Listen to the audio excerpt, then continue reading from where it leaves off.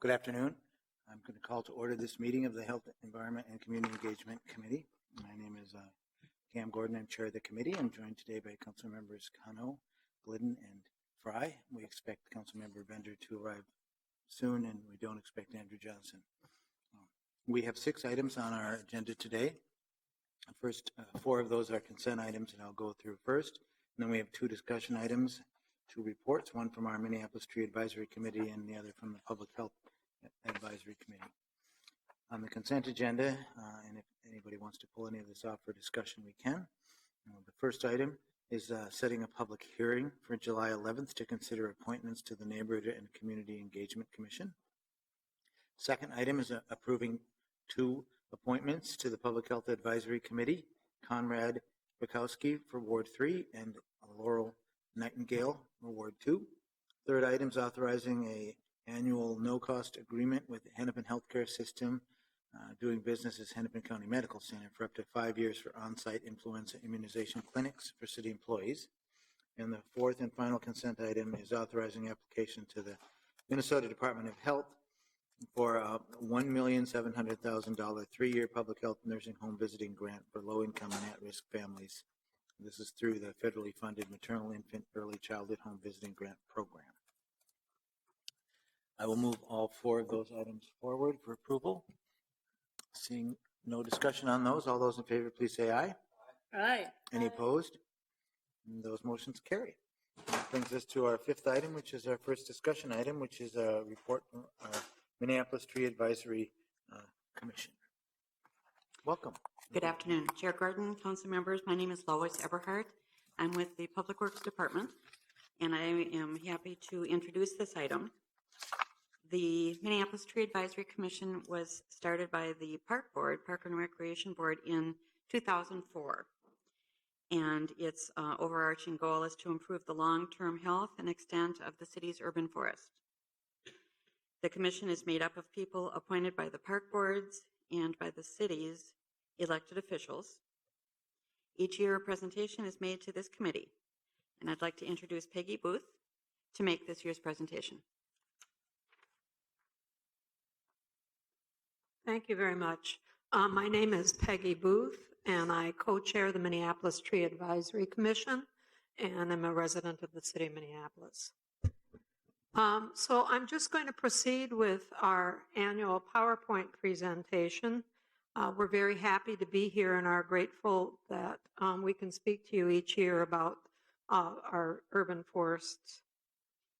And as Lois said, the Tree Commission was created in 2004, and she also referred to our mission statement.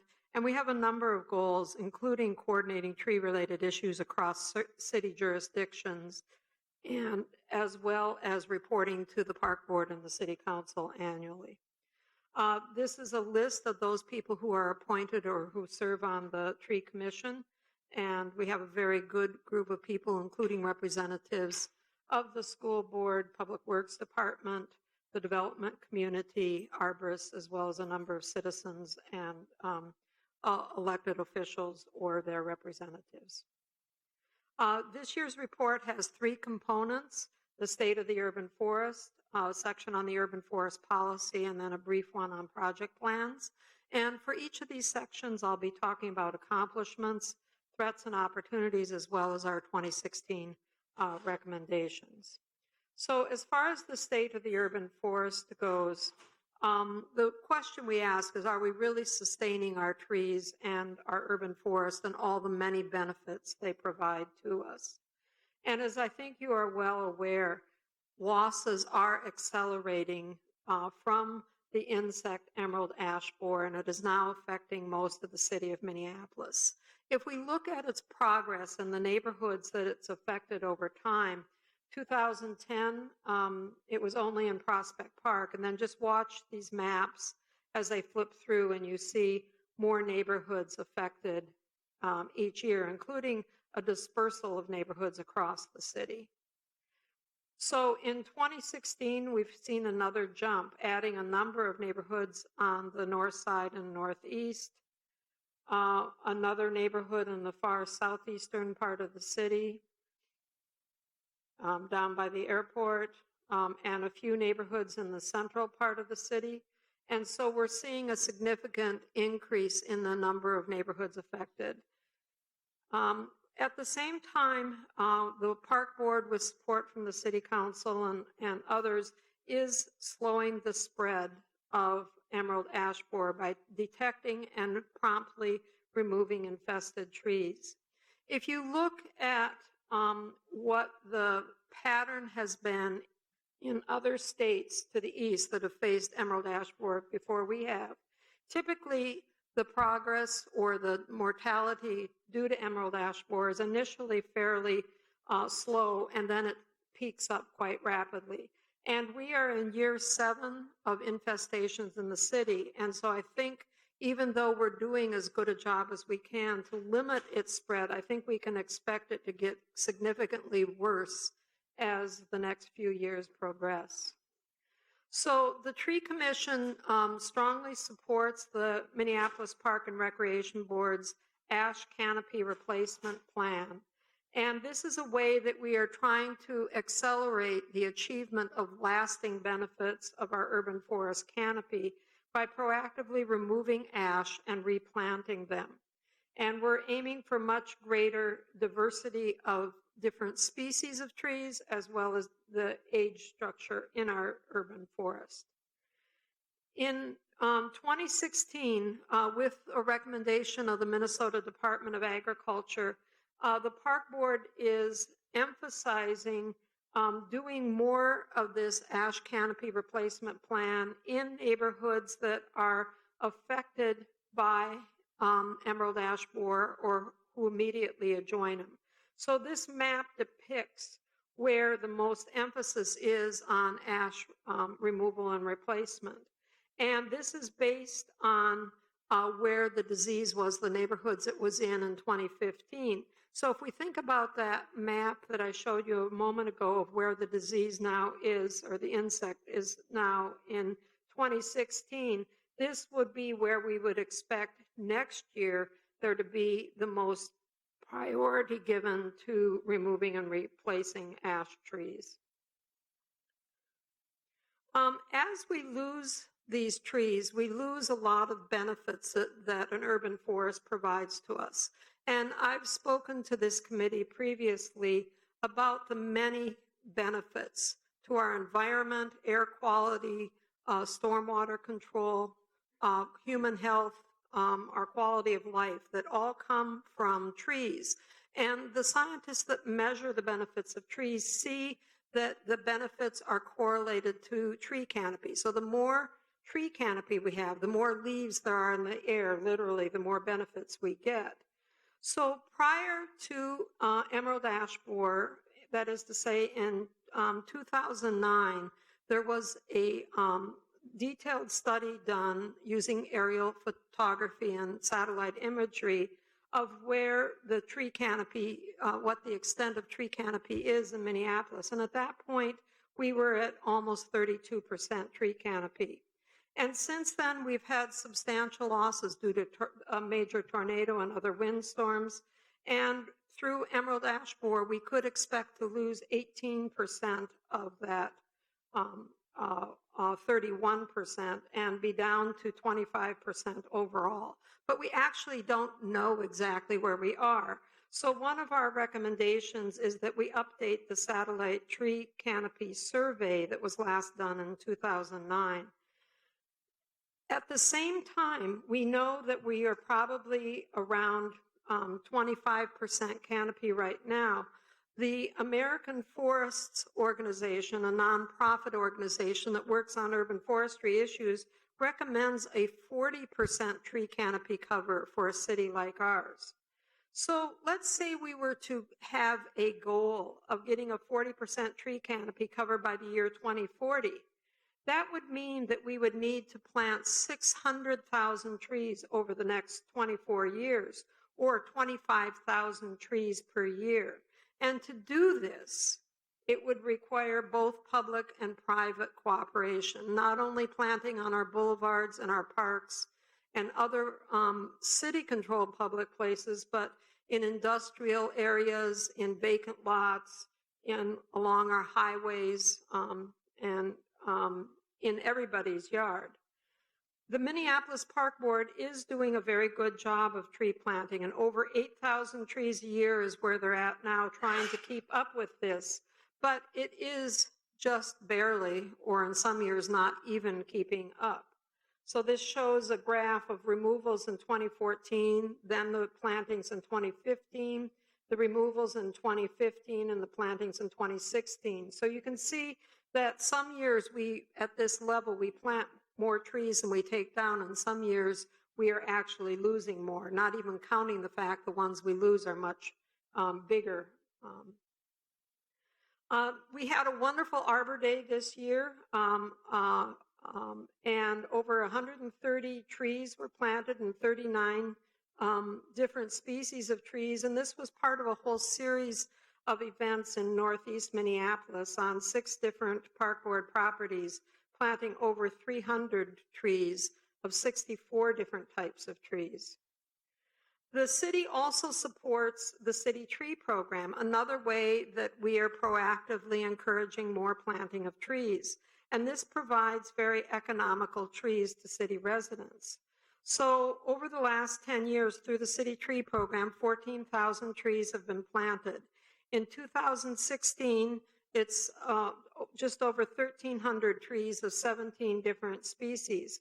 And this year, at the encouragement of the City Council, preference was given to people ordering trees in wards 3 through 6 and in Ward 10. And this shows the overall distribution of those 1,325 trees. Now, it must be noted that once again, even though they improved the system since last year, that there was so much demand that by 9 a.m. the first morning that it was open, the computer system crashed by which people could order trees, and all the trees were sold out within a few days. So this points to the popularity of tree planting, and I think indicates that we have a much greater potential to do tree planting in private property. For those trees to provide the benefits, planted trees need to survive. And the Park Board has initiated, in cooperation with the University of Minnesota, some research on survival rates and is trying to find out more about what causes trees to die or survive when they're planted on our city boulevards. These trees also need good monitoring and young tree pruning.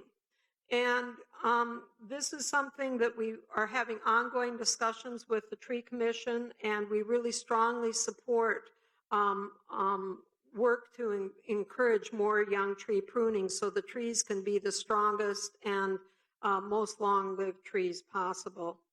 Watering trees is also essential, and even though we have had very wet springs the last few years, we tend to have dry late summer and sometimes dry falls.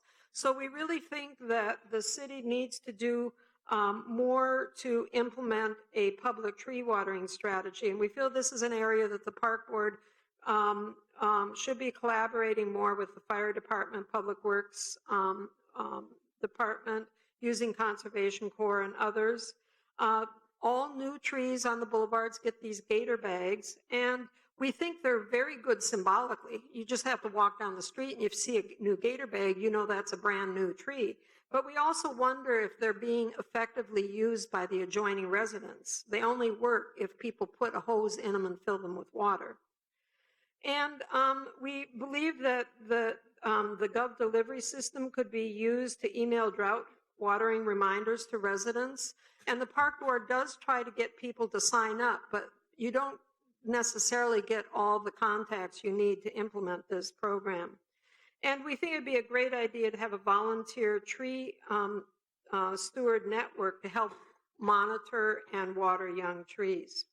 There is good news in terms of partnerships. Last year was the first year I reported on this private group called Brewing a Better Urban Forest, which is actively using social media and events and other things to encourage people to adopt public trees and to watch out for them and care for them. They were also an important sponsor of the Minneapolis Arbor Day event. The planted trees also need to be properly maintained around.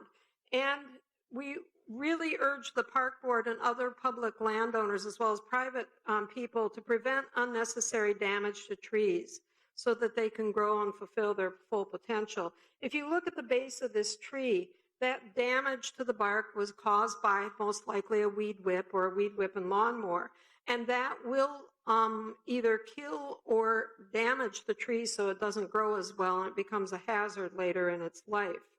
So we really urge that anybody who's responsible for maintaining parklands or other public spaces watch the MPRB training video. That's a very good explanation of why it's important not to run into young trees with a weed whip or other equipment. Our second topic is the urban forest policy, and this is an area where we're definitely moving in the right direction, the city, the park board, and others involved in this.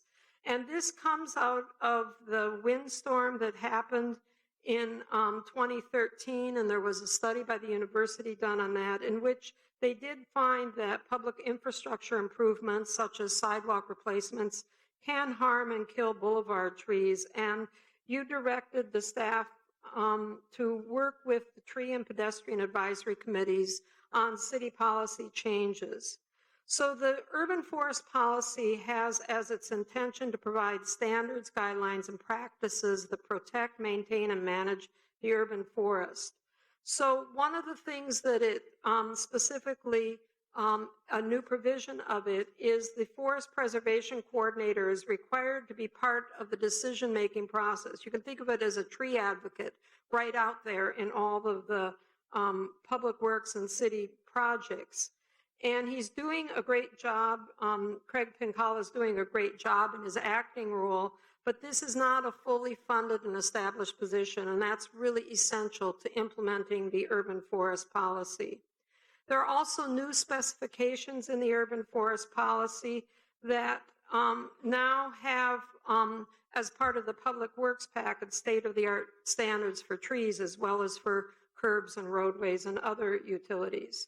So we think that the work that Tree Commission and others did to provide to you some revisions to the urban forest policy is a very important accomplishment, and we appreciate being asked to do that, and we think the results are very good. The last and final brief topic I'll mention is just related to project plans. And the question really is are we as an overall community doing everything we can to conserve and promote tree protection in this work? We feel as a tree commission there have been many missed opportunities in the last year where there are major public projects happening in Minneapolis with unnecessary loss of trees. One example is the Walker Art Center Sculpture Garden. 400 trees were removed, and we really feel that conserving trees was not a value that was put into the project from the beginning, and that when we were informed about it, it was really too late to make a difference. In the Nicollet Mall reconstruction, in meeting with the designers of that, they're very plain in saying they aren't going to protect any of the healthy existing trees. This is a row of bicolor oak. It's a very hard place to be. They are thriving, and yet when the mall is redone, they will be removed. And the park board, in their Worth Adventure and Welcome Center, we found out again after the fact that 300 trees are being removed, including an oak woodland that's quite old. So in conclusion, these are our recommendations, and these recommendations, some are for the park board, some are for the city, and some are for both. So our first priority is to save existing healthy trees. And we believe that for the city and the park board both, there needs to be a stress on tree protection in all requests for proposals for public projects. Furthermore, there should be a requirement for tree protection information that's provided to decision makers like yourselves when you're deciding whether to approve a project. And we believe that every project should show how it is going about saving healthy trees, and that the tree protection plan should be required as part of the city's site plan review process. Our second recommendation is that the City and Park Board work together to fund the full-time Forest Preservation Coordinator position and make that a permanent position. Our third recommendation is that the Tree Commission be involved early in projects that may impact trees. And we've asked that the Tree Commission be appointed to Park Board Citizen Advisory Committees, and specifically we're asking the city to consult with the Tree Commission at the initiation of city-sponsored projects when there is still opportunity for our advice and comment to be effective. Our fourth recommendation is that the City and Park Board work together to guarantee the care of public trees, to develop a reliable watering plan, to evaluate the effectiveness of gator bags, and to train park staff and any other public or city staff that use mowers and weed whips to keep those away from young trees. And finally, we believe that it's in the city's ultimate interest to aim for something like that 40% tree canopy cover. And that means we need to, as a whole community, increase tree planting. We believe that it would be beneficial for the city to expand the city tree program, and that we should be monitoring our canopy cover by updating the satellite tree canopy study. So with that, I thank you for your time and attention. I'd be very happy to answer any questions you have. Thank you very much for a very thorough and easy to follow report as usual. Appreciate it. I did have a question about, I was concerned about the loss of trees you mentioned on Nicollet and the sculpture garden and some of those other projects. And do you think that if you'd gotten involved earlier, that the Tree Advisory Commission could have helped save some of those trees or had some influence that would have done so? Yes, Council Member and Chair, I definitely believe that's true. And it needs to be quite early in the process. When the request for proposals goes out for those, it needs to be made clear to the project designers and others who are involved in it right from the get-go that protecting existing healthy trees is very important to the city. So right now, when do you find out about a project, or how does it work right now? You could use the sculpture garden if you wanted, or Nicollet, but when did you hear about it? Was it after the plan was done, and so you were just saw the plan and you objected to it? In most cases, we see plans after they're not only done, and a substantial amount of work and money has gone into developing the plans, but in some cases until they're already approved or out for bid. So it varies from project to project how late it is, but in each case it's been too late for our comments to have a substantial impact. Well, I think you make a good case for why we should change that, and that's something that I'll definitely work on. I also really like the idea of setting a goal for what kind of tree canopy we want. Mm-hmm. Of course, the problem is our measuring it. We were able to measure our tree canopy once, and we still haven't gone back and done that again. And it seemed like early in the report you talked about it's time to do an assessment again. Yes. But it wasn't one of your recommendations at the end necessarily, or was it in there? Yeah, it is in there. It's the very last one, to monitor canopy cover by updating the satellite tree canopy study. Great. Yeah, and I remember, I think we got some outside funding source to help us do that with the university, so that's going to be one of the challenges there too. Yeah. I'm also very interested in our full-time forest preservation coordinator position. It seemed like we were hopeful there'd be some funding last round, and we didn't get the funding. Do we now still have this position, though, working for the park board, and they've come up with the funds for it? I will let the forestry director from the park board answer that more specifically. Okay. Yes, there's a person working in the position, but he's working in it in a temporary sort of out of class type of situation, not as a permanent appointment. So it seems, so as you're coming up, and that's great, it seemed like if this person was more full-time to bird dog some of these projects, they also might be very helpful in making sure that projects got to the tree advisory committee in the early stages as they were coming up or they were on the plan. So maybe you can tell us more about the Yes, Councilman. Right now, Craig Pencala, the person who's in that position, is actually kind of on the books as an arborist. He just happens to have the expertise needed to do the job. So we have him performing the duties of the job, but that also means we're short one arborist because he's not actually in the job in a full-blown way. So the position still needs to be posted and interviews, that sort of thing.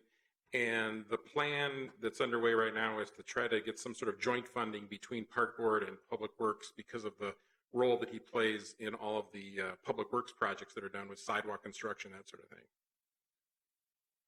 Okay, and of course, that makes me wonder if this is going to be recommended in the Public Works budget as they bring that forward to the mayor and for the mayor's proposed budget, and maybe we don't know what's going to be in that budget recommendation already. Is there anyone from Public Works who knows what's in the budget? Not? Okay. All right, so I guess that's a key place. Could you just tell us how much money you think the city should contribute towards that position? Oh, Or we what the- had a formula worked out, and I think it was something like, I think the Public Works portion was something like $75,000, something like that. But I might be off a little bit. Okay. Well, thank you. I appreciate that. Do other council members have questions or comments? I don't see any. I think that's all I have right now, but thanks so much for your good work. I appreciate that, and we'll keep these recommendations in mind. I guess my last thought that I'll put out there is we are redoing our comprehensive plan over the next year or so, and something like percentage of tree canopy or some goal like that, it might really sit well in our whole comp plan.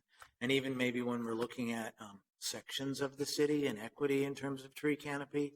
So I hopefully the tree advisory group will be reached out to by the group working on the comprehensive plan, and there could be some interaction there. But let's flag that for everybody, because I think that might be a great place for some of this. All right. Well, then, seeing no other questions or comments, I will move that receive and file this report. All those in favor, say aye. Aye. Any opposed, say no. All right. Well, that's completed with that item. Thank you so much for being here. And now we'll move on to our next annual report. See how it matches up with that outstanding report and all those beautiful visuals.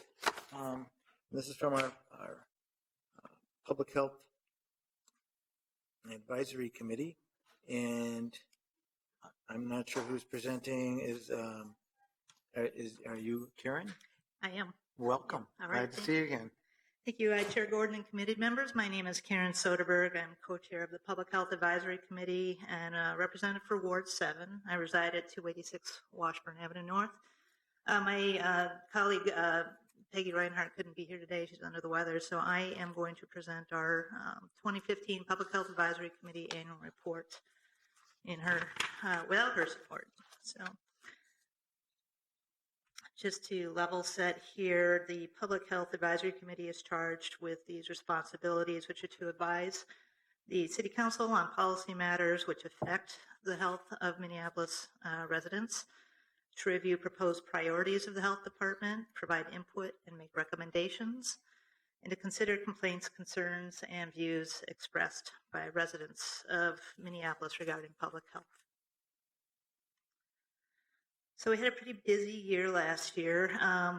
We, as a committee, reviewed and discussed these public health issues, and I'll go into each of them in a little more detail, but structural and cultural supports and barriers for breastfeeding in Minneapolis, including specifically looking at cultural issues, learning about adverse childhood experiences, also known as ACEs, learning more about healthy neighborhoods, homelessness, and housing and that impact on public health, access to flavored and e-cig tobacco products, earned sick and safe time for Minneapolis workers, healthy sleep and the effects of insufficient sleep, and then our neighborhood level air quality data collection efforts. So the first few items really relate to the department's goals of a healthy start to life and learning. And in 2014, we learned quite a bit about this topic and determined that it would be beneficial to commission a study, and had a U of M School of Public Health Master's student available to do this. So she examined cultural and structural barriers to breastfeeding in Minneapolis and identified actions the city could take to better support breastfeeding families. Her report yielded a number of recommendations, a few of which include launching a public awareness campaign to normalize breastfeeding, identify and recognize breastfeeding-friendly organizations, facilities, and businesses, and create public spaces for breastfeeding. And also just kind of gave us as a committee a much better understanding of the cultural variations among our population groups on the topic. This report was widely distributed to the stakeholders in the city and the council, and also engaged the Alina System-Wide Breastfeeding Committee. Further information is in the report if you're interested. The next activity we got involved with relating to Healthy Start is the Mayor's Cradle to K initiative. We saw when the draft plan was released, our committee saw a great opportunity to respond and provide comment. Most of our comments really revolved around the use of metrics to tighten up metrics for each goal and strategy, and create clearer links between the goals and indicators so that we'd have better measure on the outcomes. We also had a few committee members attend listening sessions to provide input on the plan.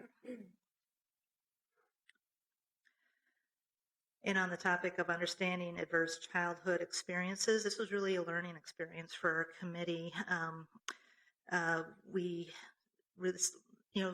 received a presentation to really explain what it is that effectively, there are a lot of events that can happen early in life that have an impact throughout a person's life. It might be physical trauma, mental trauma, or any variety of things. And so one of the activities we did was to complete a simple questionnaire on a variety of these topics, which really helped us to understand how easily a person can have an adverse childhood experience. And there's also state level data to support this. So this was a good learning topic, and I think something that we'll consider continuing to see what we can do to act on that topic going forward.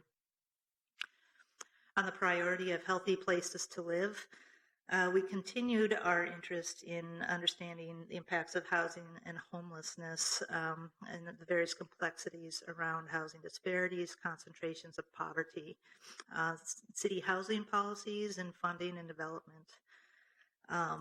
So some of the things that we learned about was a HUD-funded project that the Health Department is working on, or is now completed. It's a Healthy Communities Assessment Tool, which is available online, and it's a collection of environmental, social, and economic data at the community level, specifically the neighborhood level, that you can search on, get a variety of indicators for that neighborhood. So it's a good source of information. We also had a presentation from Mikkel Beckman he's actually a combined role with the city and the county about Heading Home Hennepin on homelessness, and he gave us a really thoughtful presentation on the impact of homelessness on a person's overall well-being, and that without housing we really struggle to accomplish everything else in our lives. And he addressed a lot of the facts about what's happening, but also policies and the long-term effective policies on the homelessness. And so our action out of that, which I know Chair Gordon, you were involved with, we proposed the development of a citizen housing advisory committee to provide input on the topic of affordable housing and housing development. And I know that is still under discussion. On the priority of healthy weight and smoke-free living, we received information from the Minneapolis Youth Council on their recommendations to put limits on the availability of flavored tobacco products and e-cig products available in the stores. And we each contacted our city council members to reiterate our support for what did eventually pass. And one of our committee members provided public testimony at the public hearing on that topic. So we're really pleased that that small measure went through.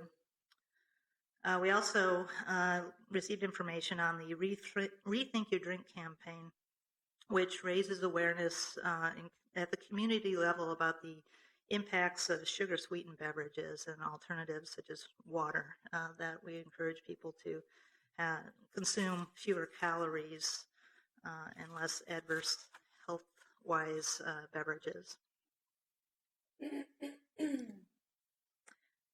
And finally, we have paid sick leave. That was a recent item. We supported the ordinance changes to provide earned sick and safe time to all Minneapolis employees. We submitted a letter of support to the Workplace Partnership Group. And Peggy, who couldn't be here today, provided testimony at the public hearing on that topic. A couple of other topics include insufficient sleep. One of our committee members brought this up and does a lot of work on it, pointing out that when sleep is compromised, people are more susceptible to illness and mental health issues. And there are a lot of factors. There's a lot to understand around that topic, so we'll probably continue to learn more about that. And also, we learned about the air quality measurement, the neighborhood approach in Minneapolis. I actually participated in as a data collection point on this. So the city is conducting neighborhood-based air quality, just point in time, roughly 3-day measures to better understand at a local level any air quality issues. And that is ongoing, so we hope to continue to get updates on that. On the operational side, we helped review nominations for the Local Public Health Heroes Award, which is in April of each year. Nationally, there's a Public Health Week, and Minneapolis seeks nominations for local public health heroes, and we participate in reviewing those nominations, and then there's a celebration in the middle of that week to honor these people who are doing really great work in the community. We also have to review applications for committee vacancies. We always seem to have a constant turnover on that, and always looking forward to reaching across our community to get representation. And then we've also participated in 2 community conversations, filming and discussion, facilitated discussion on the documentary, The Raising of America, which has, I believe, 6 or 7 episodes.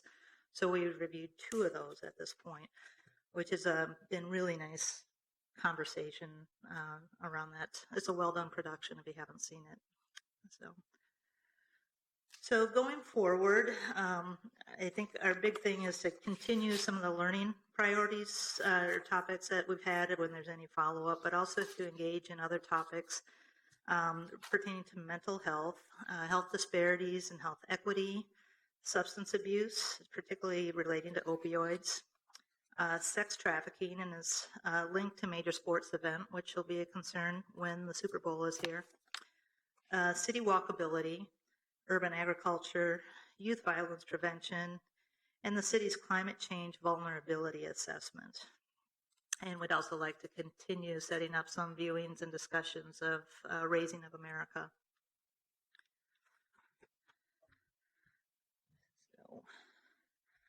So that concludes the presentation for today, and just point out this will be my last time giving the update because I'll be cycling off the committee at the end of the year. So I want to thank you for your attention, and I'm happy to stand for any questions. Well, thank you so much for your report and for your service. I think since you've been co-chairing, the advisory committee seems to have been working really well. I think you actually helped make some improvements with the way it was operating, and I've appreciated how professional and good it is. So appreciate that. And there's an awful lot of work that the group's been involved with, and I'm sure there's a lot more to come too. Next year, there's not much we do that health isn't involved in one way or another. Councilmember Cano. Thank you, Mr. Chair. First of all, thank you both for your work, your volunteer service to this commission. I think that the commissions and committees that the City of Minneapolis has are one of the most valuable ways for us to get input from residents, and I do appreciate all the time and commitment that you bring forward. I also wanted to say thank you for adding commercial sexual exploitation to your agenda item for the future discussions. It is an issue that is hitting us pretty hard in the 9th Ward. We recently pulled statistics in the 3rd precinct to understand the depth of this issue because it's so visible. And When we do a comparison of the per capita numbers, we see that the indigenous community is one of the most disproportionately represented when it comes to women who are being trapped in the cycle of violence. And so any support and help that you all can lend on that front, I just wanted to share with you that we're currently, my office is working with a base of nonprofit organizations and community-based leaders from the indigenous community to address this issue. And we've been meeting for probably the last 9 months. We meet monthly. And if somebody from your group wanted to join us, I would be happy to share that invitation with you. We're actually meeting next Tuesday.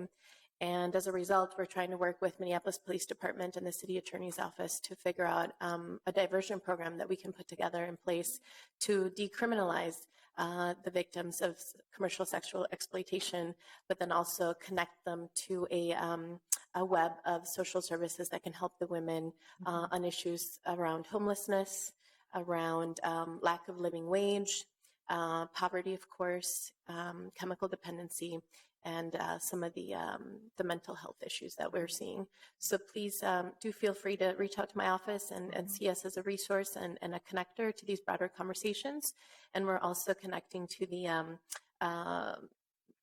subcommittee on addressing this issue with the Viking Stadium and with everything that's coming forward with the Super Bowl and so forth. So I know that the Hennepin County has a staff member. I think her name is Amanda. I forget her last name, but anyway, she'll be coming to our next meeting next Tuesday. So if this is a way for you all to explore the issue and get connected to it, I would be happy to connect you to that discussion. And we can also connect via Gretchen if that's helpful. So thank you. Thank you, Chair Gordon, Councilmember Cano. I think that's something that would really fit well with our planning for this coming year. So I think we have our own meeting on Tuesday.